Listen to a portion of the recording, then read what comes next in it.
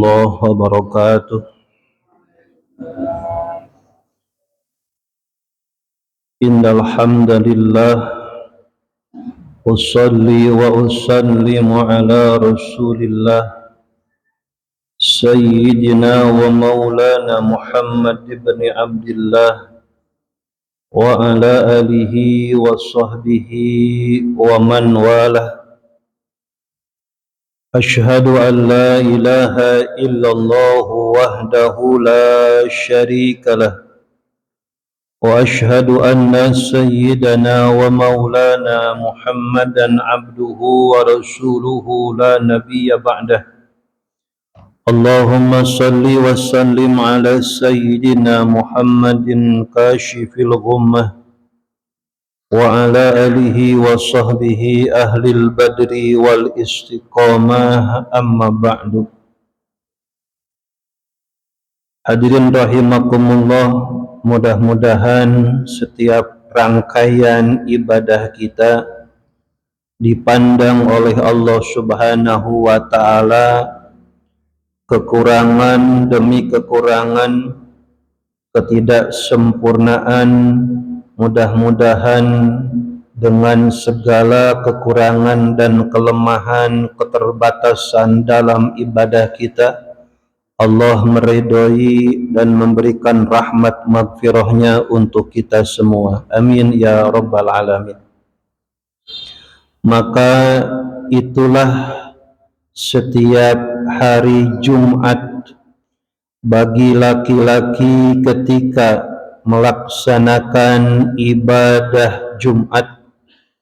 Salah satu rangkaian daripada ibadah Jumat itu adalah khutbah Jumat.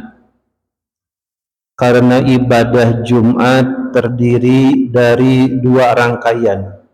Satu ada khutbah Jumat, yang kedua sholat Jumat.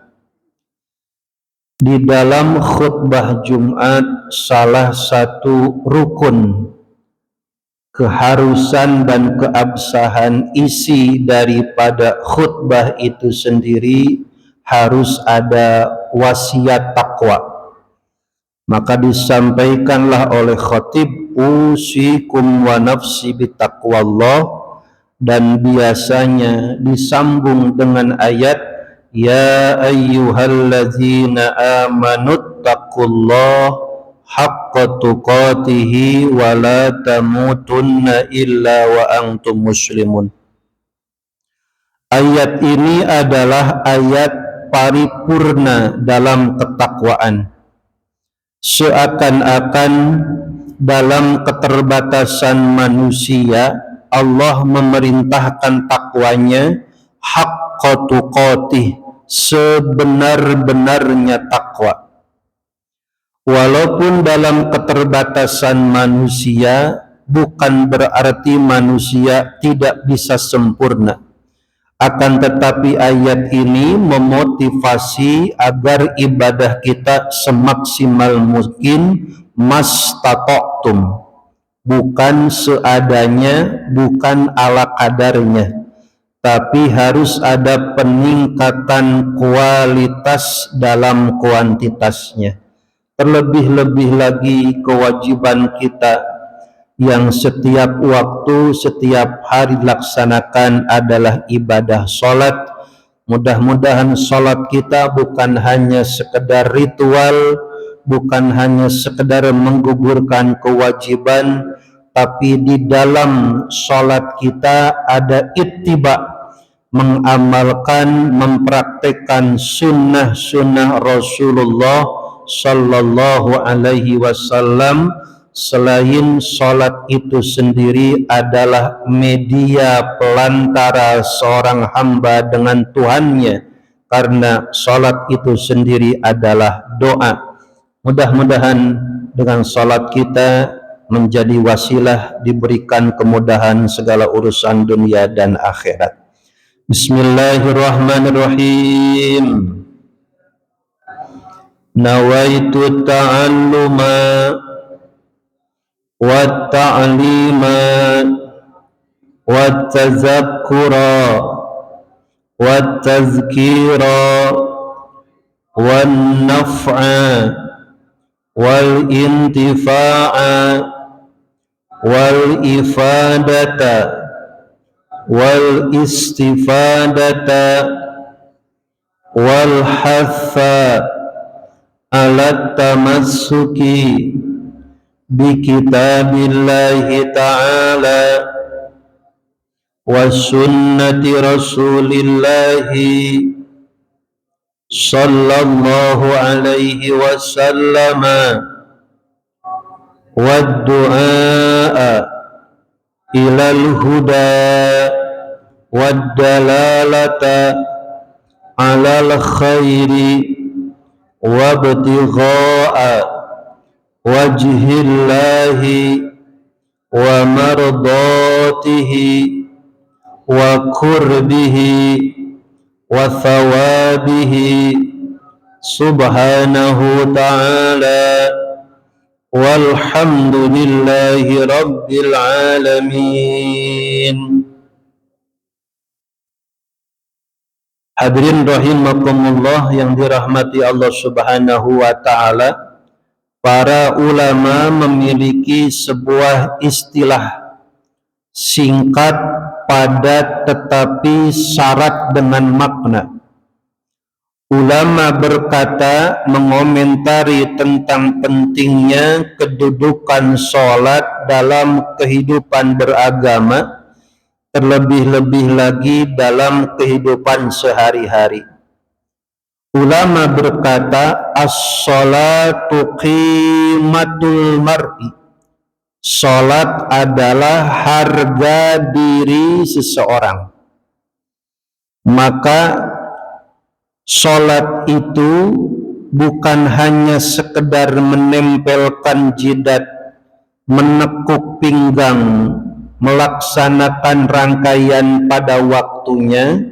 Terlebih-lebih sholat itu adalah koneksi tertinggi, frekuensi kedekatan seorang manusia dengan Allah Subhanahu wa ta'ala.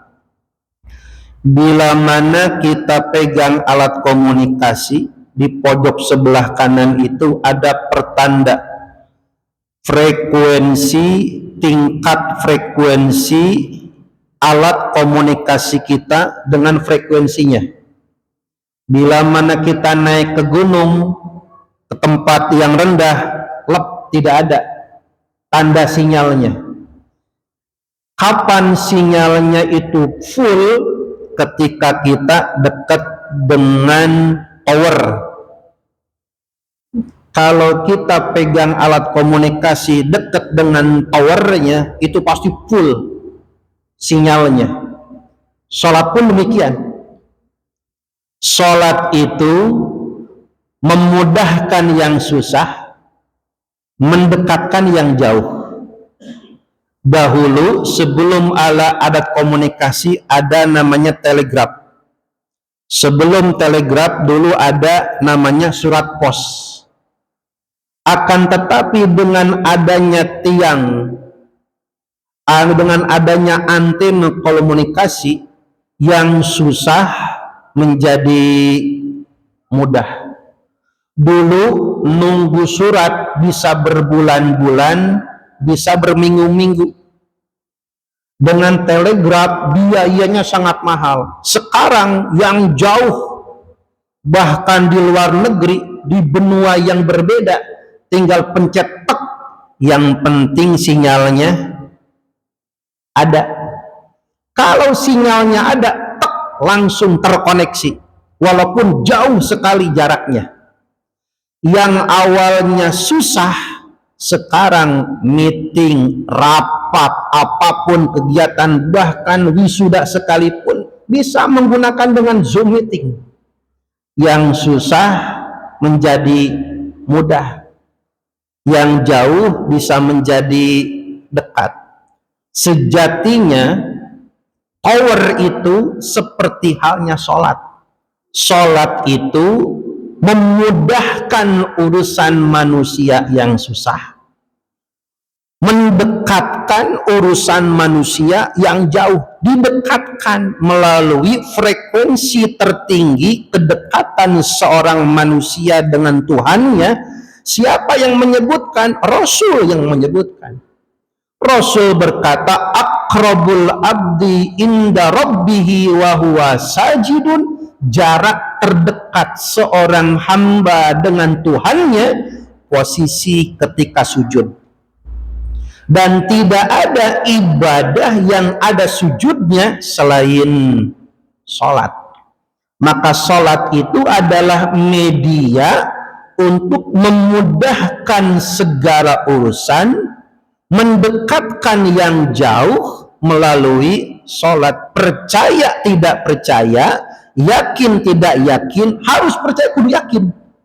Kenapa kudu begitu? Yang menyebutkannya bukan manusia biasa. Yang menyebutkan jaminannya adalah manusia yang Allah sebut wa innaka la'ala khuluqin azim, yaitu adalah Rasulullah Shallallahu Alaihi Wasallam. Semakin alat komunikasi kita semakin jauh dengan tiang daripada sinyalnya, semakin komunikasi nggak lancar. Semakin masalah tambah keruh, semakin masalah tambah susah, karena kita jauh dengan towernya. Kalau towernya dekat, frekuensinya tinggi, yang jauh mudah urusannya. Seperti itulah gambaran daripada status kedudukan sholat dalam kehidupan beragama orang yang beriman. Maka Rasul yang mengatakan qurratu aini fis shalah, kebahagiaan sejatiku aku temukan dan aku rasakan ketika sholat. Maka sejatinya tenangnya hati, tenangnya pikiran, diberikan solusi, diberikan ilham, jalan keluar. Kapan?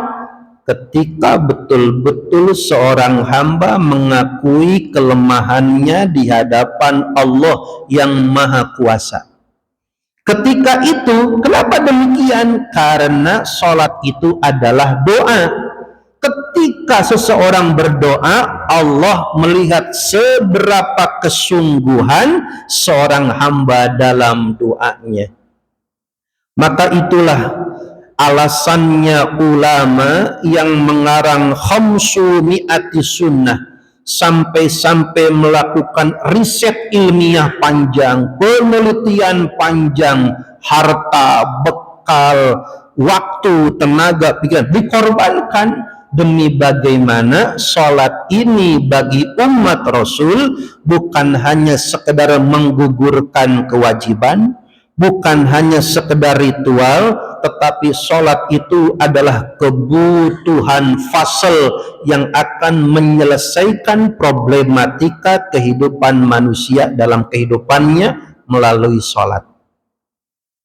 Hadirin rahimakumullah yang dirahmati Allah Subhanahu wa Ta'ala, pertemuan sebelumnya kita sampai pada bagaimana Rasul dan rekam jejak para ulama ketika Rasul mengawali sholatnya setelah mengangkat kedua belah tangannya dan meletakkan pada posisi sidaqah. Sudah kita sampaikan bagaimana tata cara dari berbagai mazhab ketika sidaqah. Mazhab Hanafi bagaimana tangan sidaqahnya, Madhab Maliki bagaimana sidaqah tangannya, Madhab Syafi'i bagaimana sidaqah tangannya, Madhab Ahmad ibn Hanbal bagaimana sidaqahnya. Kedua-duanya ini, keempat-empatnya madhab ini bermanhaj salaf. Sumber pengambilannya, sumber istinbatnya dari para sahabat yang langsung merekam, menyaksikan bagaimana Rasul melaksanakan sholat.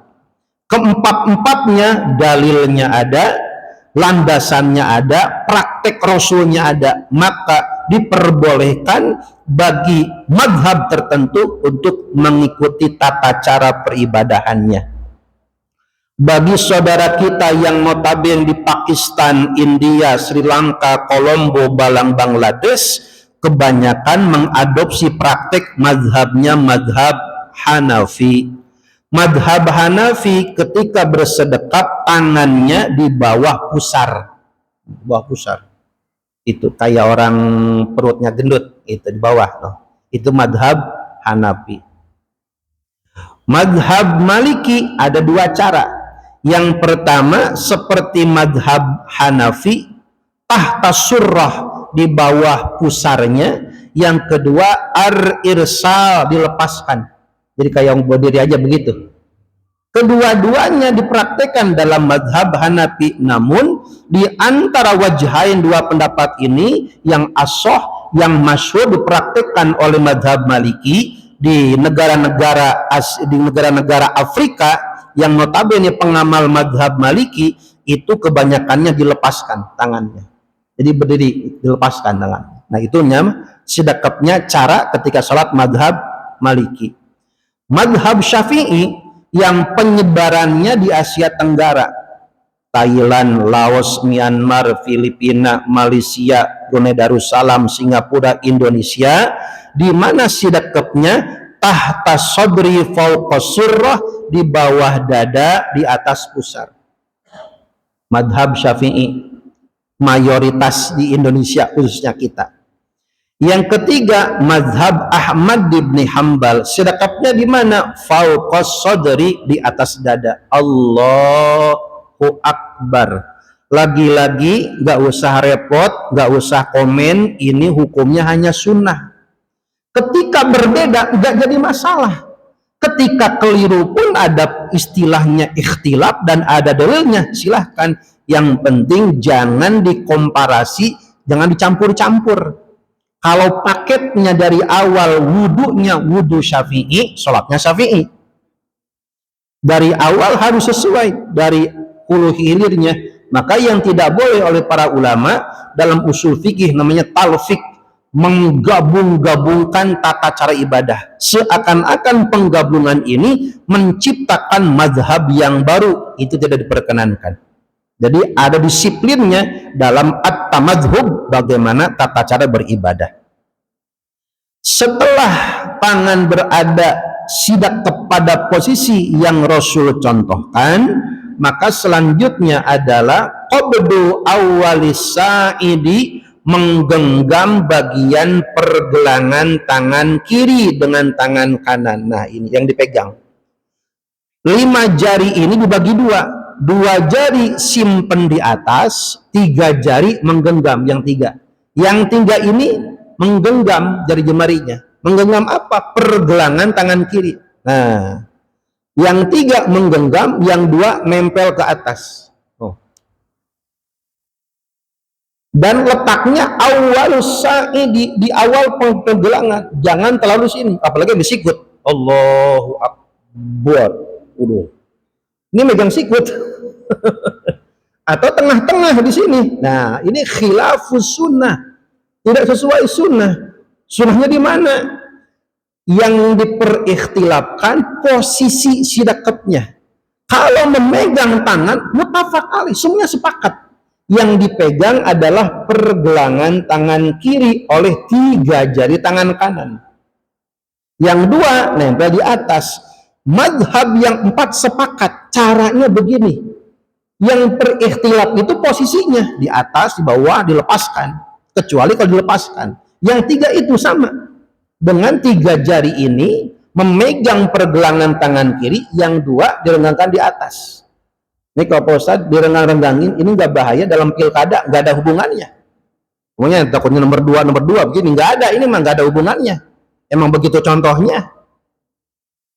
Setelah posisi sudah antep, posisi sudah mantep, nah selanjutnya setelah memegang pergelangan tangan kiri dengan 3 jari daripada tangan kanan dan 2 terpisah nempel di bagian atas, as-sukutu biqadri tuma'ninah, diam sejenak seukuran tuma'ninah, biqaulika subhanallah, Allahu Akbar. Nah, diam dulu.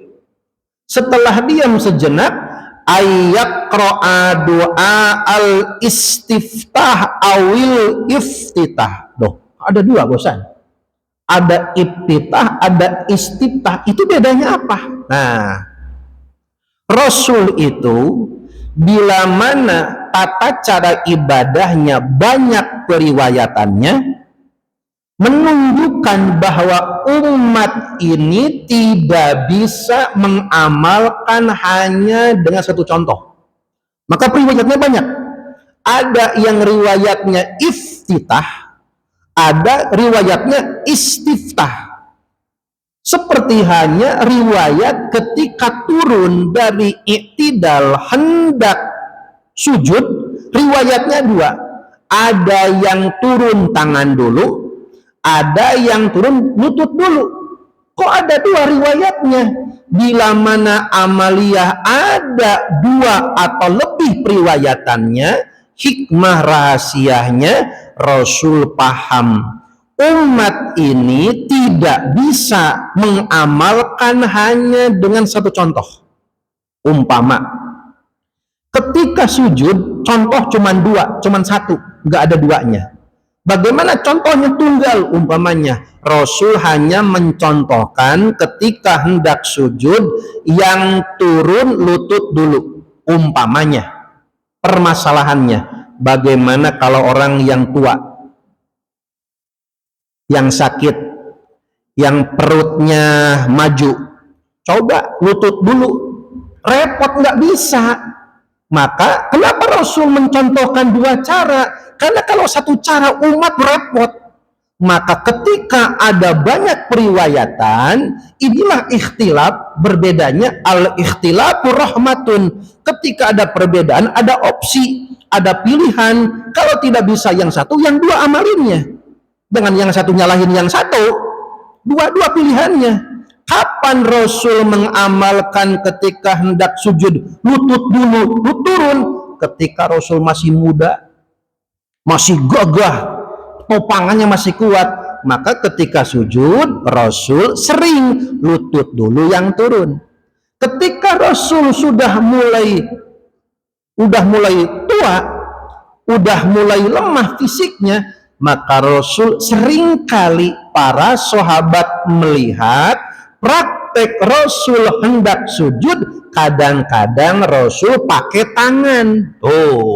Maka ketika tangan pakai lutut, lihat kondisionalnya. Yang pakai tangan itu prakteknya bila dibutuhkan, badan lemah, fisik lemah, maka tangan dulu. Kalau sekira-kira masih muda, masih keker, masih gagah, amalin riwayat yang pakai lutut, dua-duanya boleh. Gitu. Maka ini pun sama, ada doa iftitah, ada doa istiftah. Ada sekitar 18 riwayat doanya. Yang panjang sampai yang singkat sekalipun ada. Kenapa demikian? Rasul mencontohkan, lagi-lagi kondisional. Bayangkan kalau contohnya bacaan iftitah panjang, bagaimana kalau kasus sholatul khauf, lagi dikejar musuh, bacaannya panjang, wah ditembak duluan. Maka ada kalanya Rasul set panjang, pendek, singkat, sampai-sampai Sayyidina Umar meriwayatkan salah satu doa iftitah yang sering dibaca Rasul adalah alhamdulillahilladzi hamdan katsiran mubarakan fi. Udah, baca Fatihah langsung. Sampai sependeknya itu. Kenapa? Karena kondisional. Yang panjang boleh, yang pendek boleh, yang sedang boleh, semua ada periwayatannya, dikembalikan kepada kondisional. Kalau sekira-kira sholatnya sendiri, munfarid, waktunya luang, monggo yang panjang-panjang bacaannya, mumpung waktu. Tapi kalau sekira-kira jadi imam, waduh, perlu dipertimbangkan. Takutnya makmum salah paham. Ini imam diem baik, gak baca Fatihah. imamnya belum beres doanya, ujung-ujungnya makmum inisiatif, subhanallah, tuh gara-gara kepanjangan. Maka dalam kondisi ini riwayat yang manapun boleh, akan tetapi lihat situasi kondisi. Dari 18 periwayatan yang masyhur di dalamnya terdapat inni wajjahtu wajhiya lilladzi fataras samawati wal arda hanifan musliman wa ma ana minal musyrikin inna salati wa nusuki wa mahyaya wa mamati lillahi rabbil alamin la syarika lahu wa bidzalika umirtu wa ana minal muslimin. Yang masyhur itu. Yang lain pun Allah maba'id baini wa baina khotoya, itu pun ada periwayatannya. Monggo yang mana baik dibaca, lihat situasi kondisi. Wong ini pun hukumnya sunnah. Akan tetapi kondisi doa ini, lihat kondisi.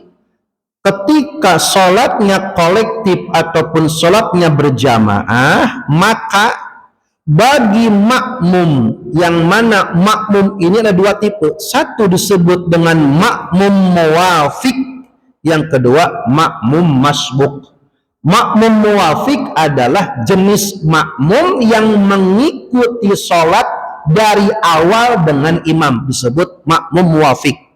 Bahkan itu makmum lebih awal datangnya daripada imam. Oh, makmum tuh. Sedangkan makmum masbuk adalah makmum yang nyusul, tidak bareng takbirnya, pas datang ngedenger Fatihah, masbuk juga jatuhnya. Nah, ketika makmum masbuk, bagaimana kondisinya? Ada dua, idza ta'arada, bila mana dua amal kontradiktif, mana yang harus diambil? Satu, apakah makmum masbuk harus baca iftitah atau langsung mendengar Fatihahnya imam? Bacaan iftitah dalilnya sunnah. Sedangkan menyimak mendengar imam membaca Fatihah, anjuran perintahnya langsung oleh Quran. Fa idza quriya alaikumul Quran ansitu la'allakum turhamun. Perintah mendengar menyimak Quran itu langsung oleh Quran diperintahkannya. Sedangkan iftitah ini dinasnya oleh hadis Rasul. Ketika ada dua amaliyah berlawanan, mana dulu nih? Langsung ngedengar imam ataupun doa iftitah? Lihat kondisi. Seumpama memungkinkan dibaca iftitah yang pendek, silakan baca. Tapi jika imam sudah hampir akhir baca Fatihah, langsung istima' mendengar bacaan Fatihah imam. Bila mana Al-Quran dibacakan kepada kalian, ansitu, simak, dengarkan. Itu adab, keterangan, dan bagaimana amaliyahnya. Kalau imam sedang baca Quran, maka ideal amaliyahnya makmum mendengarkan bacaan daripada imam tersebut. Kembali perihal tentang bagaimana membaca doa iftitah.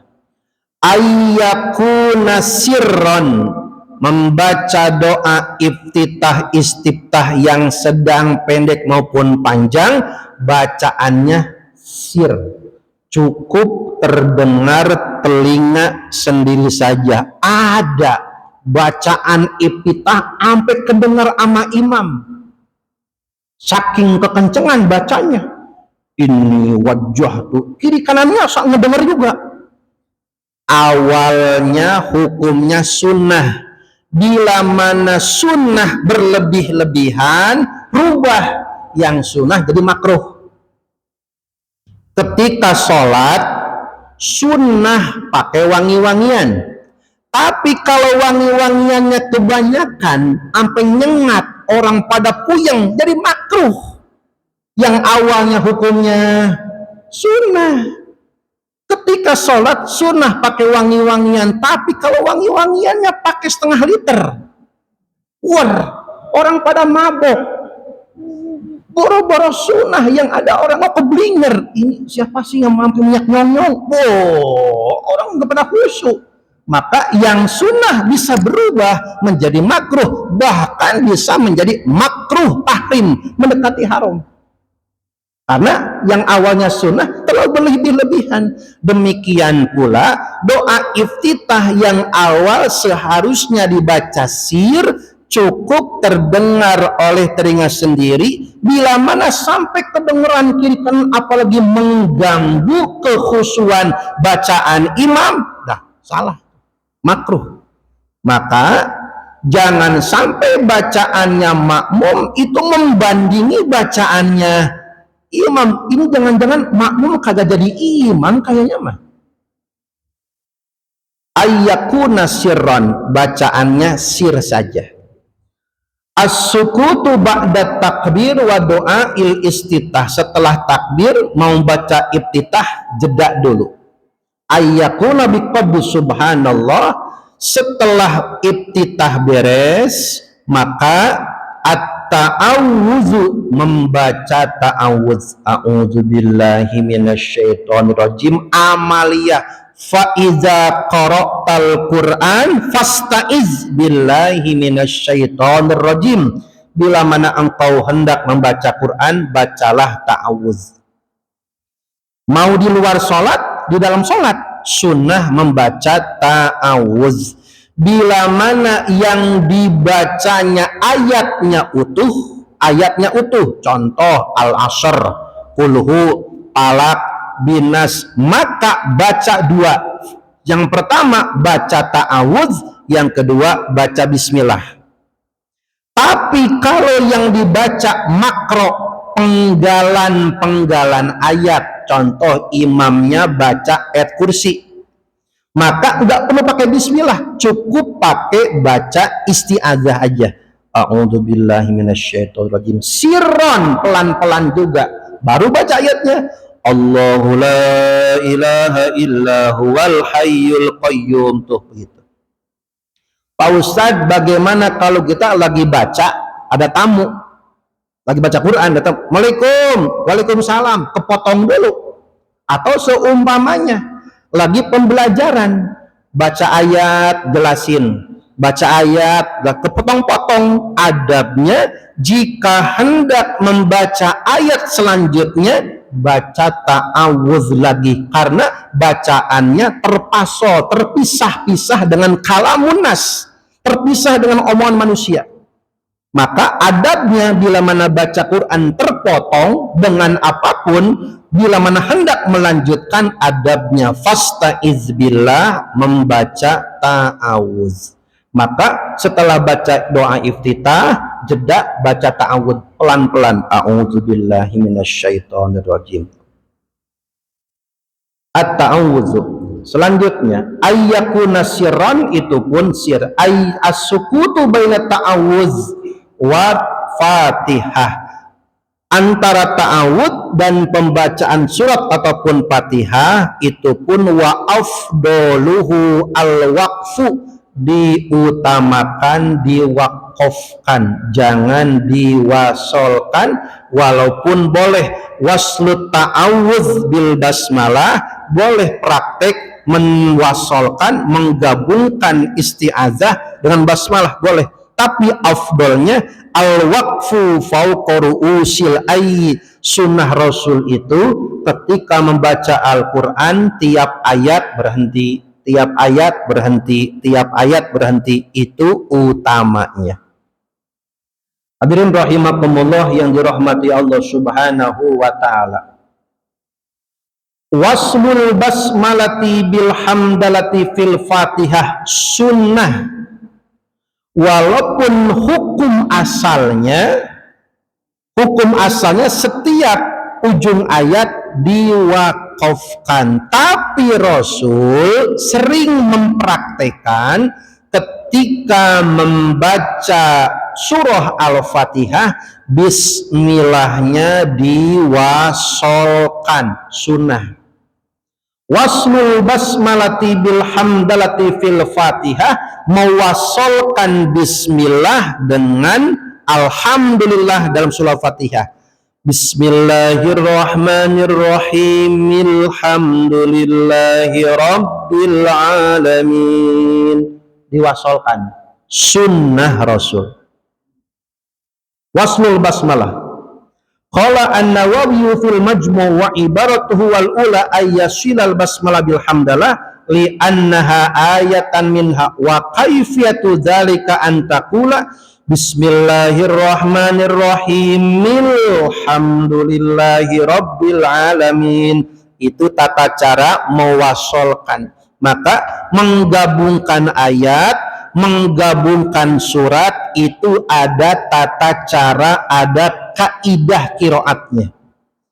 Sering kita menemukan adanya kurang pas ketika mewasolkan basmalah dengan beberapa surat. Contoh yang banyak sering terjadi kekeliruannya ketika mewasolkan basmalah pada surah At-Takasur. Kerap ditemukan membacaannya Bismillahirrahmanirrahim milhakumut takasur. Dibacanya milhakumut takasur. Diduganya itu alif lamnya hamzahnya qad, hamzahnya hamzah wasol. Kalau hamzah wasol di tulisannya ada, ketika digandeng maka dianggap nggak ada, disebut hamzah wasol. Padahal hamzah yang ada pada ayat pertama surah At-Takasur itu fa'fi'il. Alha yulhi ilhaan. Alha bukan alif lam, itu fa'fi'il, huruf pertama kalimat kata kerja. Maka ketika dibacakannya tidak boleh dibaca Bismillahirrahmanirrahim milhakumut, nggak boleh. Tapi harus dibacanya Bismillahirrahmanirrahim alhakumut takasur. Kenapa? Ini berkaitan dengan kaidah gramatikal bahasa Arab, ilmu nahwu shorof. Tidak selamanya seseorang bisa menggabungkan hanya dengan sekali nafas, tapi ada kaidah-kaidahnya. Dan yang sering terjadi adalah judulnya mewakofkan, prakteknya saktah. Judulnya mewakofkan, prakteknya saktah. Bagaimana? Contoh. Saktah itu berhenti tanpa mengganti napas. Bagian yang kedua masih menggunakan sisa napas yang pertama. Contoh. Alhamdulillahi rabbil alamin. Ar-Rahman. Ar-Rahman itu dibaca menggunakan sisa napas pertama. Maka jatuhnya bukan wakof, jatuhnya menjadi saktah. Kalau wakof itu bacaannya diputus, nafasnya diputus, disebut wakof. Al-wakfu namanya. Kalau bacaannya diputus, tapi napasnya masih nyambung, masih dipakai, saktah jatuhnya. Alhamdulillahi rabbil alamin. Ar-Rahman, napasnya masih dipakai yang pertama. Sisa napas pertama dipakai untuk napas ayat yang kedua, jatuhnya menjadi saktah. Padahal saktah di dalam Al-Quran cuma 4. Al-Kahfi, Yasin, Al-Mutaffifin, Al-Qiyamah. Hanya 4-4-nya. Jika praktek wakof, judulnya wakof, tetapi masih menggunakan sisa napas yang pertama, jatuhnya menjadi saktah. Qira'atus syad, maka keliru dalam ilmu qiraat. Qira'atul Fatihati selanjutnya adalah membaca surah Al-Fatihah. Istiqnaful Fatihati idza quti'at bidzikri sunni fis shalah, memulai membaca surah Al-Fatihah bila mana diputus dengan menyebutkan sunnah dalam sholat. Maksudnya membaca surah Al-Fatihah dengan cara satu diwakofkan basmalahnya atau diwasolkan basmalah dengan hamdalah, dua-duanya boleh. Yang pertama Bismillahirrahmanirrahim Alhamdulillahi rabbil alamin. Napas pertama, napas kedua keputus. Yang kedua, bismillah diwasolkan dengan hamdalah, sunnah Rasul juga. Bismillahirrahmanirrahim. Alhamdulillahi rabbil alamin. Kedua-duanya boleh. Yang selanjutnya satu lagi, ayyakula amin ba'dal Fatihah. Membaca amin setelah selesai membaca Fatihah. Ghairil maghdubi alaihim waladdallin. Membaca amin fi shalah wa kharijis shalah sunnah. Membaca amin setelah Fatihah baik di dalam salat maupun di luar salat hukumnya sunnah muakkad. Di luar salat waladdallin amin walaupun enggak salat. Di dalam salat apalagi disunahkan. Apalagi ketika sholatnya berjamaah dianjurkan bareng bersamaan muqaranah imam dan makmum ketika imam membaca ghairil maghdubi alaihim waladdallin, imam makmum amin. Iza wafaqa ta'minul imam wal makmum, bila mana imam dan makmum aminnya bareng, fihi di dalamnya ada aminul malaikah, ada aminnya malaikat. Itulah yang membuat sholat berjamaah tiada bandingnya dengan sholat sendiri. Di dalamnya ada aminnya malaikat. Sampai-sampai para ulama membuat sebuah kitab arba'ina hadisan alladzina ya'ummuhul malaikah, 40 hadis yang di dalamnya siapakah orang-orang yang diaminkan oleh malaikat. Di antara hadisnya adalah hadis yang berkaitan dengan dianjurkannya imam dan makmum membaca amin bersamaan ketika sholat berjamaah. Mereka imam dan makmum diaminkan oleh malaikat. Mudah-mudahan Allah Subhanahu wa taala memberikan kekuatan istiqomah berjamaah kepada kita semua. Kita akhiri hamdalah sama-sama. Alhamdulillahirabbil alamin. Rabbana atina fid dunya hasanah wa fil akhirati hasanah wa qina adzabannar. Subhanakallahumma wa bihamdika asyhadu an la ilaha illa anta astaghfiruka wa atubu ilaik. Akhirul kalam. Assalamualaikum warahmatullahi wabarakatuh.